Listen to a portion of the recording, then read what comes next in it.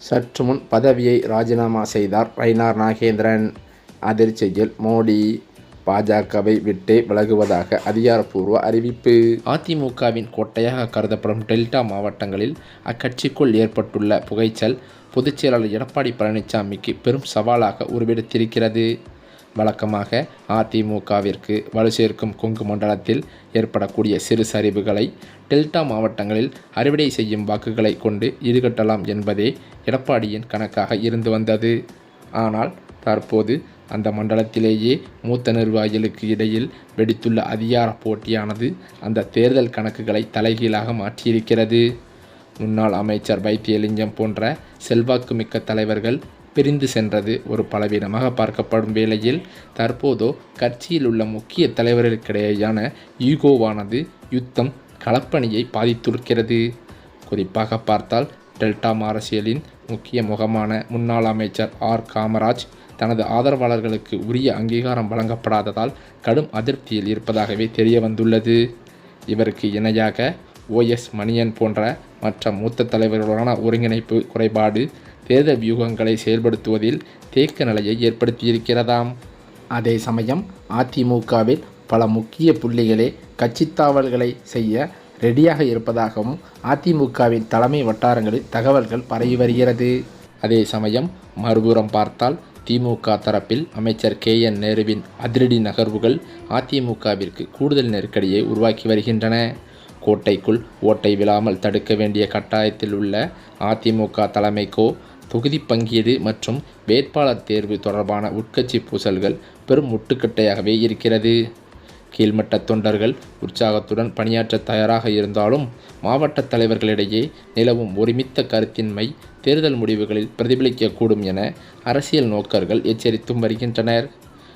காலமாக நிலவி வரும் இந்த பஞ்சாயத்துகளை எடப்பாடி பழனிசாமி இப்போதே தீர்க்க தவறினால் அது டெல்டா மாவட்டங்களில் அதிமுகவின் வெற்றி வாய்ப்பை வெகுவாக சிதைத்துவிடும் என்றே பலரும் நினைத்து வருகின்றனர்.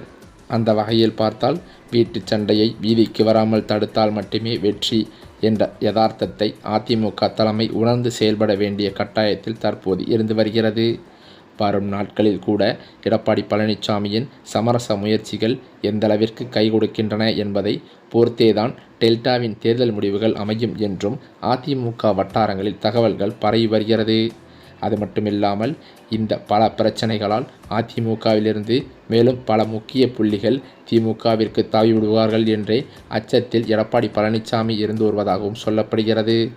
அதே வகையில் தற்போது 2 முக்கிய மாஜி அமைச்சர்கள் அதிமுகவிலிருந்து விலகுவதற்காக அதிரடி முடிவை எடுத்துள்ளதாக அதிமுகவின் தலைமையான எடப்பாடி வட்டாரத்தில் தகவல்கள் பரவி வருகிறது.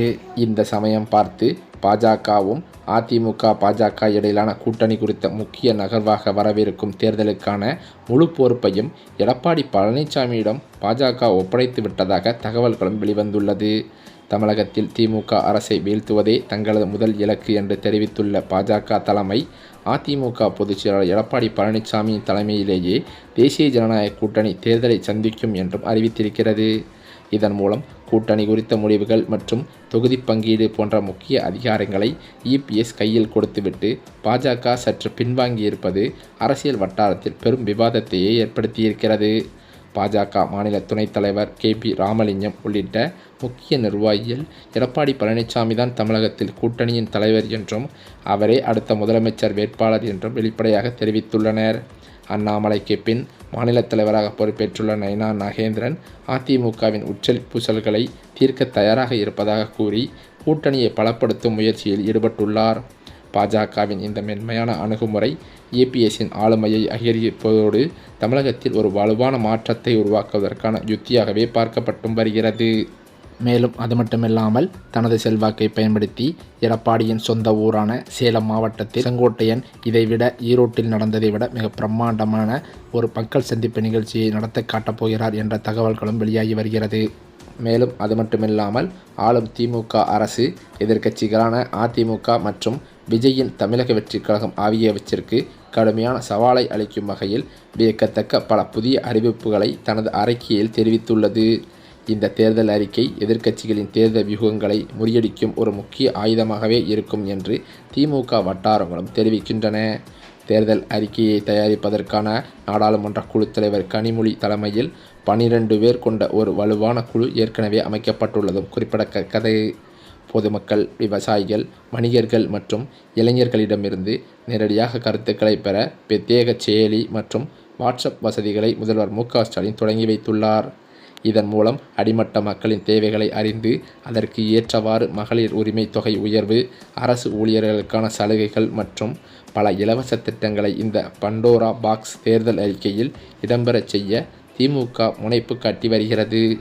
மேலும் தேர்தலுக்கு முன்பாகவே மக்களின் குறைகளை தீர்க்கும் வகையில் அரசு ஊழியர்களை கொண்டு விரிவான ஆய்வுகளை நடத்தவும் அரசு திட்டமிட்டிருக்கிறது.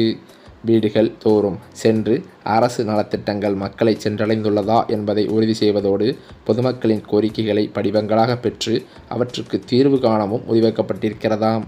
இந்த அதிரடி நடவடிக்கைகள் மற்றும் வலுவான தேர்தல் வாக்குறுதிகள் மூலம் 2026 தேர்தலில் மீண்டும் ஆட்சியை தக்கவைத்துக் கொள்ளவும் எதிர்க்கட்சிகளின் வளர்ச்சியை தடுத்து நிறுத்தவும் திமுக ஒரு பெரும் அரசியல் சதுரங்க ஆட்டத்தையே தொடங்கியிருக்கிறது. இந்த சூழ்நிலையில்தான் அதிமுகவில் இருக்கும் மூத்த முக்கிய புள்ளிகளே சமீப காலமாக அதிமுகவிலிருந்து விலகி திமுகவில் இணைந்து வருவது வாடிக்கையாகவே பார்க்கப்பட்டு வருகிறது. அந்த வகையில்தான் தற்போது அதிமுகவில் கொங்கு மண்டலத்திலிருந்து எடப்பாடி பழனிசாமியின் வலது கை இடது கையாக இருந்து வந்த சில முக்கிய மூத்த அமைச்சர்கள் 2 பேர் கடும் அதிருப்தியில் இருந்து வந்ததாகவே சொல்லப்பட்டது. அதே சமயம் எடப்பாடி பழனிசாமியுடன் பல்வேறு முறை இந்த கொங்கு மண்டலத்தில் இருக்கும் குறைகளை சொல்லி ஏற்பாடுகளை செய்வதற்கு சில முயற்சிகள் ஏற்பட்டு வந்தாலும் எடப்பாடி பழனிசாமி கண்டுகொள்ளாமல் இருந்து வந்ததாகவே தகவல்களும் வெளிவருகின்றன. இதனை அடிப்படையாக கொண்டு தற்போது கடும் அதிருப்தியில் இருந்து வந்த கொங்கு மண்டல 2 முக்கிய அமைச்சர்கள் அதிமுகவிலிருந்து விலகவே முடிவெடுத்து விட்டதாக அவரது நெருங்கிய வட்டாரங்களிலிருந்து தகவல்களும் வெளிவந்து கொண்டிருக்கிறது. ஏனென்றால் அதிமுகவின் கோட்டையாகவே கருதப்படும் டெல்டா மாவட்டங்களில் அக்கட்சிக்குள் ஏற்பட்டுள்ள இந்த உட்கட்சி பூசலானது பொதுச் செயலாளர் எடப்பாடி பழனிசாமிக்கு பெரும் சவாலாகவே உருவெடுத்திருக்கிறது என்றே சொல்லலாம். வழக்கமாகவே அதிமுகவிற்கு வலு சேர்க்கும் கொங்கு மண்டலத்தில் ஏற்படக்கூடிய சிறு சரிவுகளை டெல்டா மாவட்டங்களில் அறுவடை செய்யும் வாக்குகளை வைத்து ஈடுகட்டி விடலாம் என்று எடப்பாடி பழனிசாமிக்கு ஒரு எண்ணம் இருந்து வந்தது. ஆனால் அந்த எண்ணத்தில் தற்போது மண்ணெல்லை போடும் வகையில் சில டெல்டா மாவட்டத்தின் மூத்த அமைச்சர்கள் அதிமுகவிலேயே பல உட்கட்சி பூசல்களை ஏற்படுத்திவிட்டு கட்சியின் செயல்பாடுகளையும் கட்டமைப்புகளையும் சிதைத்து வருவதாக எடப்பாடி பழனிசாமிக்கு தகவல்கள் வந்துள்ளதாகவும் சொல்லப்படுகிறது.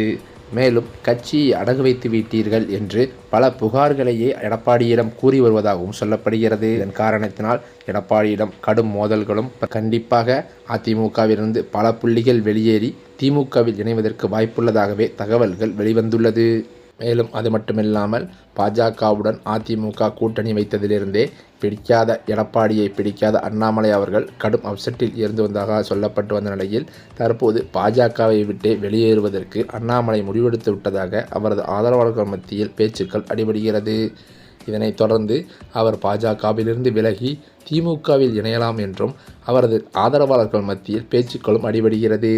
இந்த சூழ்நிலையிலோ பல்வேறு சர்ச்சைகளில் தற்போது சிக்கியிருக்கும் நயினார் நாகேந்திரன் அவர்கள் பாஜகவை விட்டு விலகுவதற்கான அதிகாரப்பூர்வ அறிவிப்பு ஒன்றை வெளியிடப் போவதாக அதிர்ச்சி தகவல்கள் பரவி வருகிறது.